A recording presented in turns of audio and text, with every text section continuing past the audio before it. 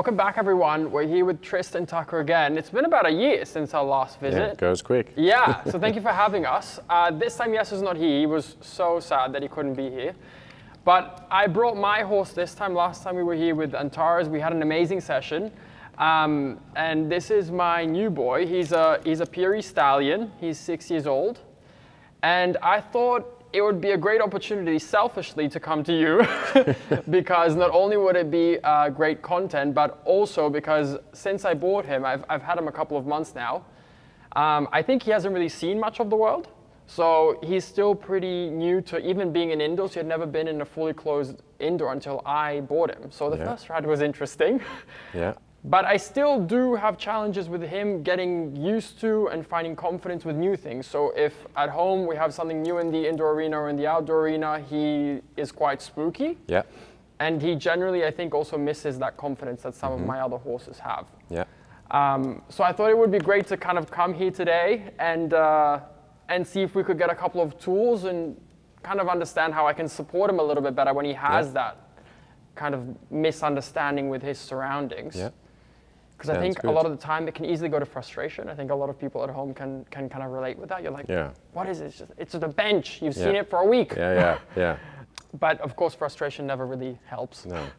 So it would be nice to kind of see a little bit if we can get a few tools for that. Yeah. It's very easy. You can see already in the beginning, he's 6, but turning 3. Yeah. In the mind, he's inexperienced and a bit green with life, and previous memories and experience and emotion is probably fairly similar in a lot of ways. Yeah. And like you say, straight away you can be very quickly into a state of thinking, why the hell is he not, he sees that every day, why is that a problem? And then we sometimes switch from either being the mummy, you know, the caretaker that says, all right, good boy, or the dictator that says, why the hell are you looking at that? Yeah. But it's, of course, the mentor part. That exactly, and I think that's kind of what I'm looking to find. Yeah. Yeah, because sometimes I almost feel like with him, some horses give almost like really genuine spooks with some, at least in my mind, I'll say. Because for them, it might be genuine. But in my mind, I'm like, okay, yeah, that looks really scary or something like that. But with him, I sometimes feel that it could be coming as a block. Yeah. So he might do half a ride where the bench doesn't bother him, but then the work gets a little tricky and he thinks that bench is looking real funny now. Yeah. So, and I don't know if that's just my misinterpretation, but sometimes I think that he is also like, okay, I'm going to use that a little as well. Yeah, I think it's a really accurate one actually, because everything to do with the mental state and how they perceive things in the environment is directly connected to the physiology, how he's in the body. And quite often if we begin and we start up and they have a certain level of tension and familiarity in the body, and then we start to change the posture and it gets into a state of readiness. Yeah. That can sometimes trigger an alertness of what's going on. You often see that with horses that are ground shy. Yeah. Sometimes we think, oh, they're afraid of the sun line or the shadow, you know, or stepping into the arena and you have a different mark in the sand. And then people think, oh, we put them over things a lot. Yeah. You know, over the plastic and over, you know, through things, and specifically to do with the ground, but quite often it can be that the horse comes in to a different space, there's a different level of expectation which changes the feeling of the physiology, and then sometimes the body can change and that triggers the, where is this feeling in my body coming from? And then they start to look for, that's when you have the horses that go, oh, that piece of straw. You're like, what? What is it? I don't even see it. So because of the feeling in the physiology, the horse starts to look for what is it that's triggering me to feel like this. And then often we get that bench in the corner, the change of the familiar environment and the change of the body. And then, that becomes the thing that's being used. Sometimes in a human mind, we think, oh, they're using it because maybe they don't want to work. We try and justify it. Yeah, you've bloody been up all night writing on the whiteboard. Planning this, you knew. Yeah. But of course, it's just directly connected to the physiology. So the first way that we get to start to teach him about being more confident and taking away the uncertainty, because when you're unsure, when you don't know what to do, that's when, of course, you fall back on the natural instinct of protecting yourself, being suspicious, those sorts of things, which becomes the undesired behavior. what we call spookiness. Yeah. Sorry to interrupt, but if you're enjoying the content here on Horsewheel TV, then become a member and get instant access to hundreds of videos. We cover a variety of topics and disciplines, all horse related. So if you're interested, join now and access all the playlists and all the videos straight away. So when we can give them an idea of the physiology and they get in control of their physical state and they start to understand, especially for a young horse, because we can go through a training and technical aspect of riding, and they're in a shape and in a body form that keeps them relaxed, and we start to ask something different of them, and if they directly relate that to a body posture or a shape that they would go in if they were in the field or they saw a flock of birds fly up, then of course automatically as part of their autonomic nervous system it triggers that part in the brain that says, hey, maybe I need to look out for something, especially on the younger horses because they're really closely connected to that natural instinct of survival. Yeah. And I think I'm already seeing, like, he's usually not nippy like this, but I think it's a bit of like, and the yawning, it's a bit of tension and a bit of confusion and... the questions, what are we doing here? Exactly, what's happening? Yeah. I'm bored. Yeah. I'll make your life hell now while you try and talk. Oh, another bloke with an Aussie accent crapping on. Yeah, exactly. So what do you think is the first step then? I think we changed, even though you have a very beautiful halter there. Yeah. I tend to work in the rope halter. Yeah. A lot of people connect that to horsemanship. Yeah. But for me, it's just what I use because it works.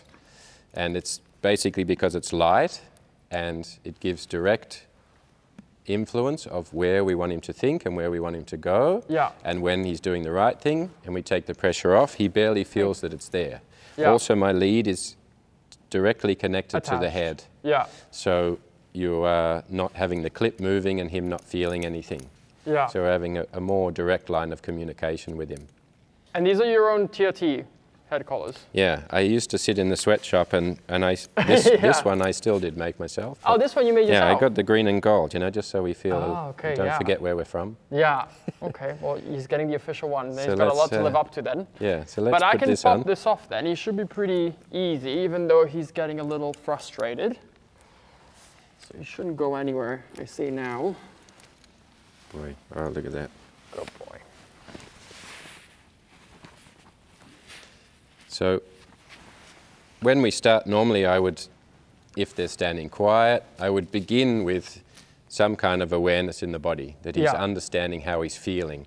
Because if we start to get him to move around and he has no awareness of what his body's doing, which is what's happening when he gets a bit insecure and a bit unsure, his body's doing things without him knowing.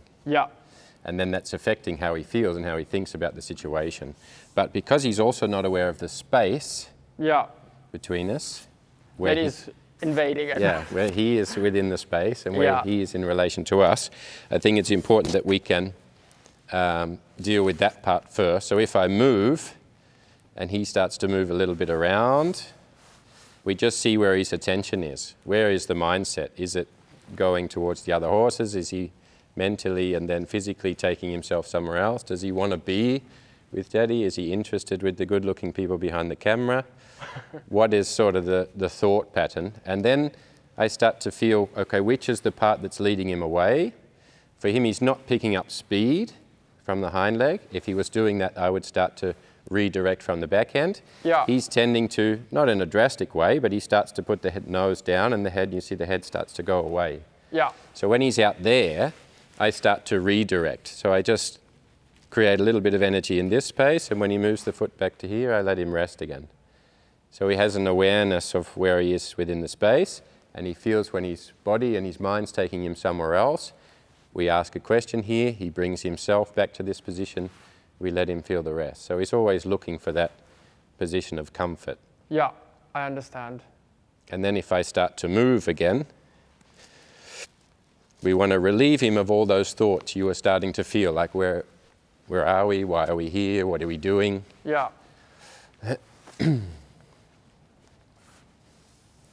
And then again, I get him to have an idea about the space so that he's focusing on this space. While we're giving him instruction, what's important is that we are not telling him where to be. So we're not physically doing any rope wiggling or putting pressure towards his head, but only directing where the feet should go in relation to the space. So my focus is always on the space between me and him. So it's and not are you about looking to have like a giving moment in that space? Like if he chooses it. Yeah. But that only comes from him finding a position of rest. Yeah. So now the thoughts change. Yeah. So he's not so busy, the eyes start to get relaxed. And that's the first part also of that self-management. So when I'm in a space and I let myself go here, then I feel there's questions being asked. It's not a level of discomfort, but it becomes another level of expectation. Yeah. And then when he can bring himself back to this space, and he has an awareness of this space between us, and he puts himself into that space, he has the feeling like, oh, actually I did something really good for myself there. Yeah. I was able to get myself into a state of relaxation. So this is a good thing to practice when coming into all kinds of new spaces. Give him the feeling that he is in control of himself in a place that's unfamiliar, because a place that's unfamiliar with things in the space that can cause things to trigger natural reactions, he needs to feel that he's in control of that. So it's a simple thing, but it's having a huge effect on the way they feel, the way they think, and that they believe that they are in control of themselves. Yeah, absolutely. Because it almost felt a bit like he was like really depending on me for me to give him that feeling, and I obviously can't do that. Yeah. So I get what you mean. And also just changing the position. So because I'm now in front of him, and in the rookie position where he only has to focus on the distance between me and him, and then if I slow down, he has to focus here on this space, and I tell him, I give him some sound advice and say, this is the space we have to be aware of. Just keep focusing on that. You don't have to then worry about the other horses or why you're here, because now you have one job which relieves you of all the others. So then when you're doing that, are you making sure that all your energy is kind of directed towards like what you just did? Like you're really, you're not even looking at him, you're just looking at the space. Yeah. Okay. So then it's not me controlling him, it's me being the good mentor, advising him, giving him some good advice. And then we test it, faster, slower. Then he starts to manage, okay, there's the distance. And we can remind him, if I stop, and I say, oh, what's happening here? We put in also a little sound, the backwards noise. And then it doesn't become something, also especially because he's a stallion, they have a very good sense of what is fair and what is not. Yeah. And what is challenging. So when we change the position, we take away the control bit. He's controlling me. Some stallions resist that. Some become dependent on it. Yeah. So he's quite sweet, so he becomes quickly dependent on needing the guidance from you all the time. Yeah. And that gets the busyness in the mind. Yeah. So what are we doing? Okay, I don't know what to do with myself, so I'm asking you. Yeah. And then when we explain to him, you just have to be here and be aware of that bit. Can you feel that? Do you know that? Oh yeah. Yeah. Then the rest comes. Yeah, totally, that makes sense. And then I just start to go through feeling how he is in the body. And that's one that we can train our hands to feel where the tension points are. Spookiness is, of course, predominantly caused by tension that they are unaware of. Yeah. When they become aware of the tension, then they can start to learn the skills to control it. He thinks he likes that. Yeah. And then I just pay attention to where the horse's attention starts to go. Does he start, if I feel the skin and the skin contracts underneath my hand, so he has quite some trigger points in the neck, of course. Yeah. A lot to do with the natural posture of the breed. Yeah. And also being a stallion. Yeah. When excitement is triggered, when attention is triggered, the focus, the feeling, the sensation is in the front. Yeah. It's very much here in the neck. Absolutely. So having an awareness of that he doesn't instinctually or hormonally or because he's a man, the neck starts to do things he's unaware of. So they don't become a slave to the brain between the legs. And when I feel a tension point, so just a contraction of the muscles, you see his attention goes to his body now. He's thinking about the inside of himself. And when the body goes into contraction, I just stay with the contact. So he continues to feel it.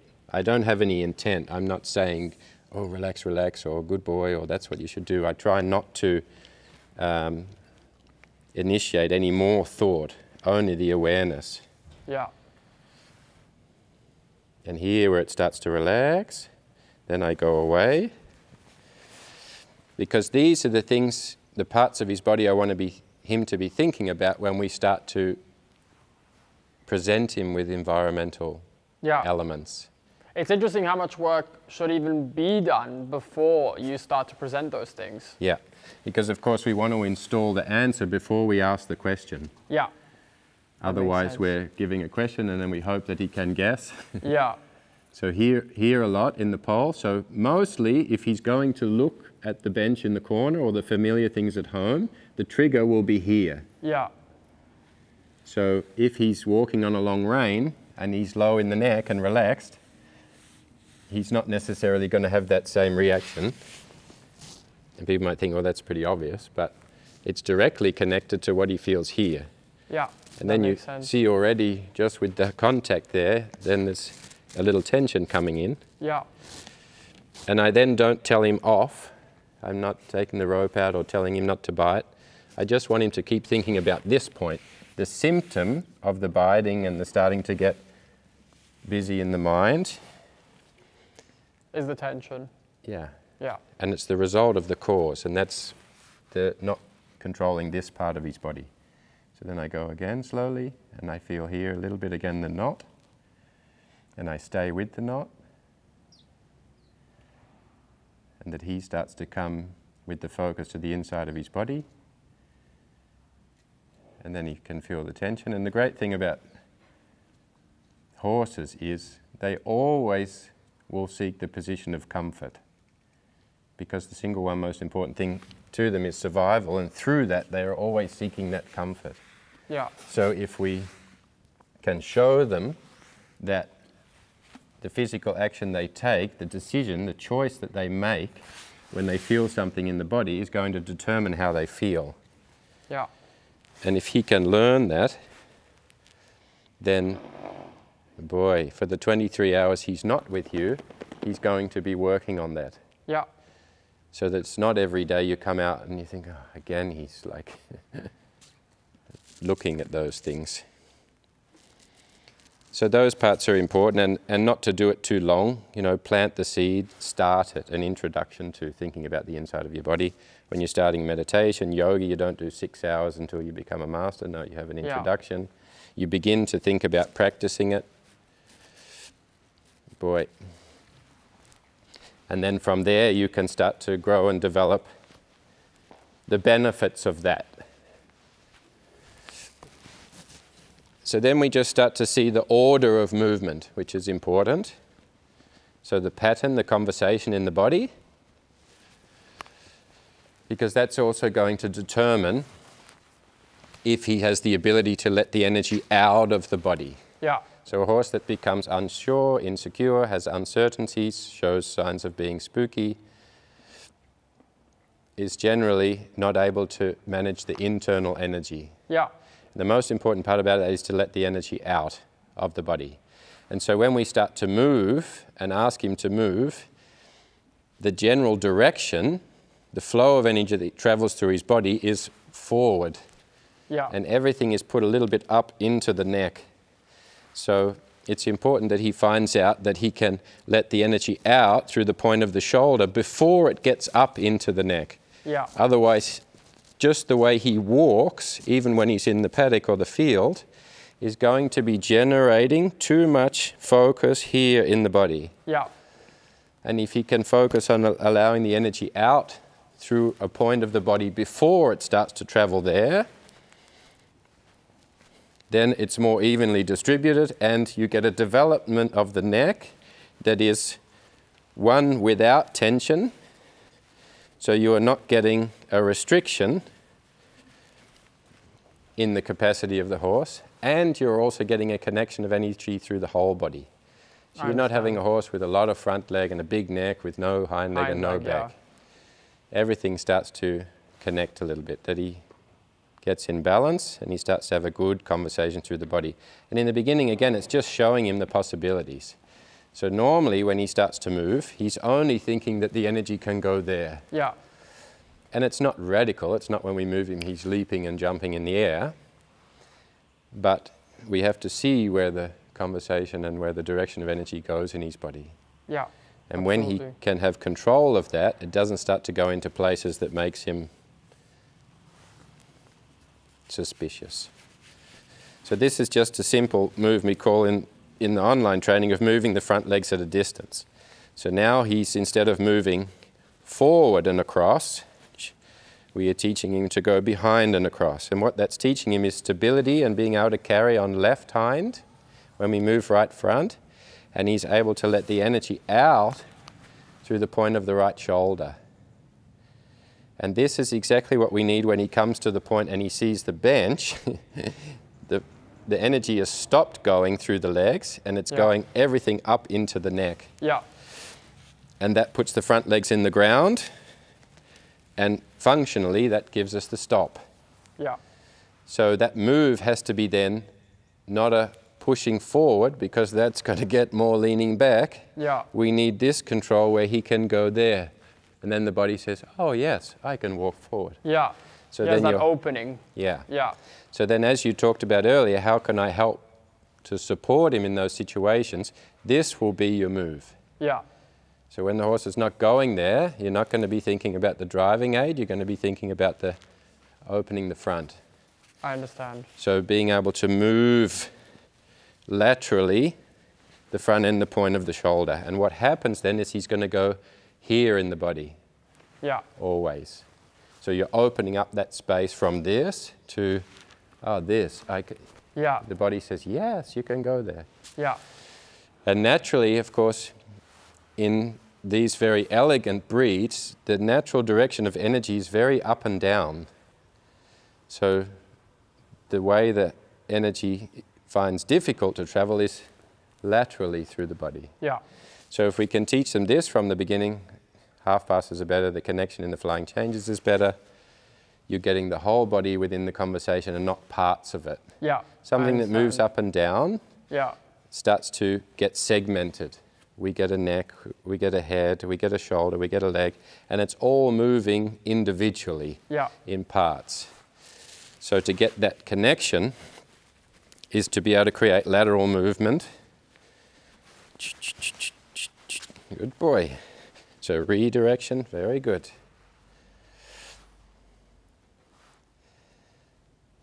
And this is why they're very good at piaffe passage, not good at transitions, in and out piaffe passage. Yeah. Difficult for a lot of elegant breeds like these to be strong and connected in the flying changes. There's often a lot of swinging, not a great connection through the bag. This has to be slowly developed. But through this work, you can save yourself a lot of, it's like pre-installing the wiring and connections that's not naturally there. Yeah. And then all of a sudden you start to ride the exercises as normal, and then you find, oh, hang on a minute. Yeah. Why is that now? You've got like that self-awareness of them throughout the whole body, not just the front. And a different conversation. Yeah. The body talks to itself in a different way. Yeah.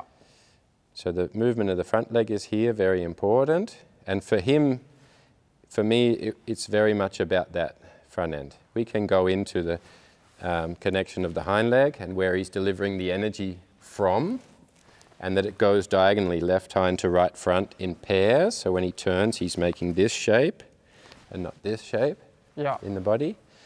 But for me, being this age, I try to make the first step, plant a few seeds about the front end, because that's going to be the most beneficial.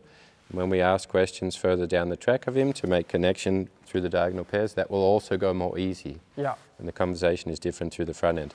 And also paying attention.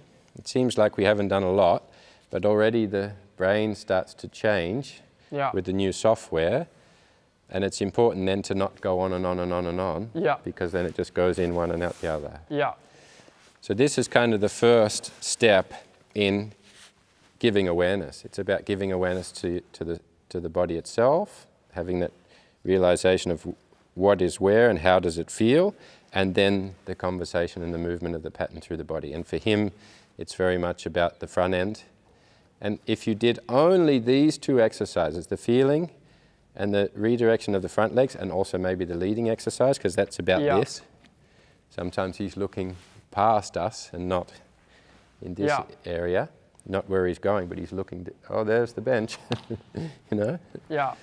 If you did only these exercises, you're already, you know, 5 days out of the 7 without problems riding to the bench or riding to things. Yeah. So, and we haven't yet like put the bench there and rode him up to it and got him used to it. Yeah. Because actually it's not about the bench. It's about the body. It's about him. If he learns to control himself, he controls the situation. Yeah, I understand. This is step 1, young man. He's a good student. Yeah, my trainer also said, and it's funny because sometimes I think when you're on the horse and you're riding, you don't maybe see things for how they are, because my trainer was like straight away, he learns really quickly, and in my head I was like, I don't feel it. I'm not feeling this click, but I can see now from having like on the ground and just watching him with someone else that it is kind of clicking quite quickly. Yeah. So that was step 1, working with Etro on kind of getting him to be more confident around his surroundings. We did a lot of work without even having really introduced anything except working with the body, kind of finding his tension points. So I hope this has been helpful for you guys. We're gonna move on to step 2 and 3 now, straight into it, but you guys will be able to catch that on the next video, so we'll see you guys there. So that's this week's video. I hope you all enjoyed it. If you did, then become a member where you can watch hundreds of videos like this, all horse-related content, different disciplines, topics, and they're all right there for you to access straight away. So become a member and get full access to the content right now.